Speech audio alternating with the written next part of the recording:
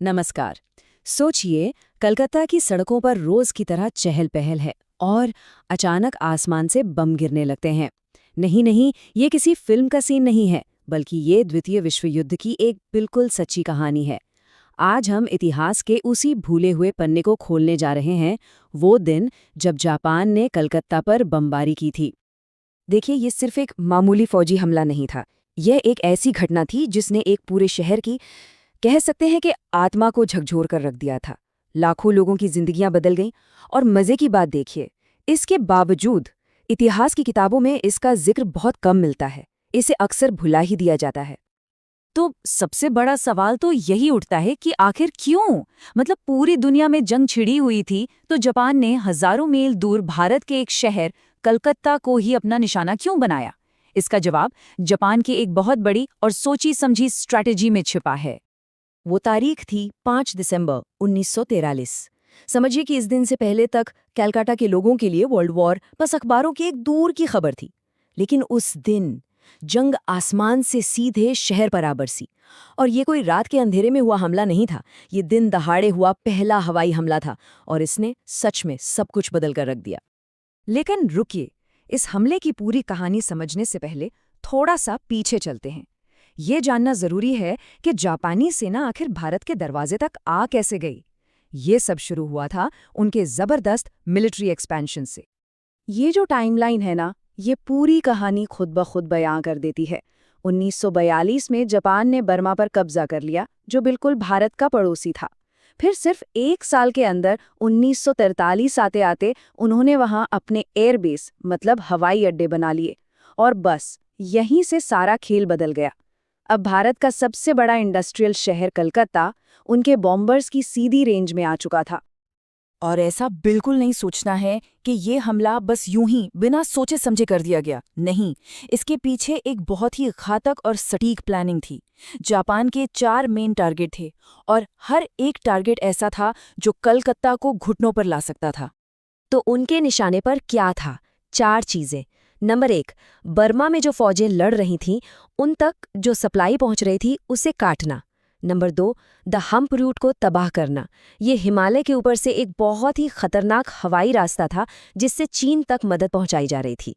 तीसरा, और शायद सबसे जरूरी, कलकत्ता के खिदिरपुर डॉक्स को पूरी तरह बर्बाद कर देना। वो मित्र देशों के लिए एक लाइफलाइन की तरह थे।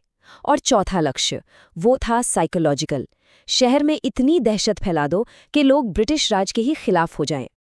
तो अब जब पूरा स्टेज सेट हो चुका है, तो चलिए टाइम में वापस चलते हैं, उसी सुबह, और देखते हैं कि 5 दिसंबर 1943 को कलकत्ता के आसमान में आखिर हुआ क्या था, कैसी तबाही मची थी। सुबह के करीब 11 बज रहे होंगे। कलकत्ता अपनी ही धुन में मगन था। ट्रैमें चल रही थीं, बाजारों में रोज की तरह भीड़ भाड़ थी।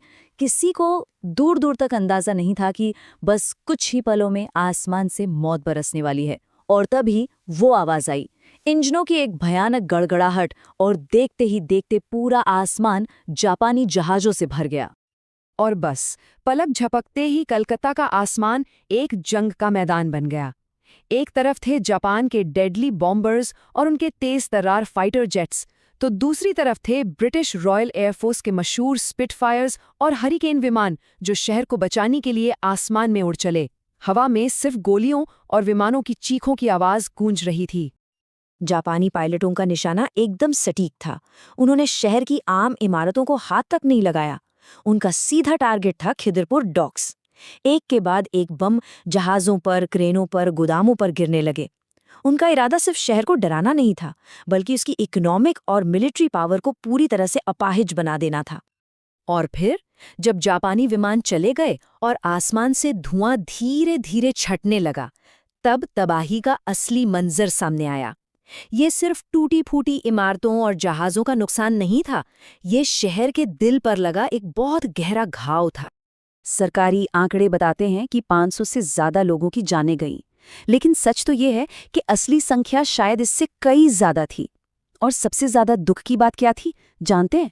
मरने वालों में सैनिक नहीं थे, वो आम मजदूर थे, जो उस दिन बस अपनी 2 वक्त की रोटी कमाने के लिए बंदरगाह पर आए थे। इस एक हमले ने शहर में एक ऐसी दहशत फैला दी जैसी पहले कभी किसी ने नहीं देखी थी। लोगों को लगने लगा कि अब वो कहीं भी सेफ नहीं है। और फिर जो शुरू हुआ, उसे इतिहास में द ग्रेट एक्सोडस कहा जाता है। हजारों लाखों लोग अपना घर-बार सब कुछ छोड़कर बस पैदल ही गांव की तरफ भागने लगे, सिर्फ अपनी जान बचाने के लिए। और इस तबाही का असर सिर्फ वहीं तक नहीं रुका। एक तरफ बमबारी से हुई मौतें थीं, दूसरी तरफ शहर से भागते लोगों का कियोस। और सबसे भयानक बात यह हुई कि इस हमले ने सप्लाई लाइंस को पूरी तरह तोड़ दिया। इसका नतीजा 1943 का जो भयानक बंगाल अकाल था। ये हमला उस आग में घी डालने जैसा था। लाखों लोग भुखमरी के शिकार हो गए। ये घटना वाकई में इतिहास का एक ऐसा चैप्टर है जो हमें याद दिलाता है कि वर्ल्ड वॉर II का असर कितना ग्लोबल था, कितना गहरा था। लेकिन इस पूरी कहानी में एक बहुत हैरान करने वाली बात भी है। वो सवाल आज भी कई हिस्टोरियंस को सोचने पर मजबूर कर देता है। सवाल यह है कि जापानियों ने कलकत्ता के सबसे बड़े सिंबल हावड़ा ब्रिज पर एक भी बम क्यों नहीं गिराया? वो तो उनके लिए एक बहुत ही आसान टारगेट होता है ना। इसका जवाब छिपा है जापानी सेना की क्रूर लेकिन बहुत ही शातिर स्ट्रैटेजी में।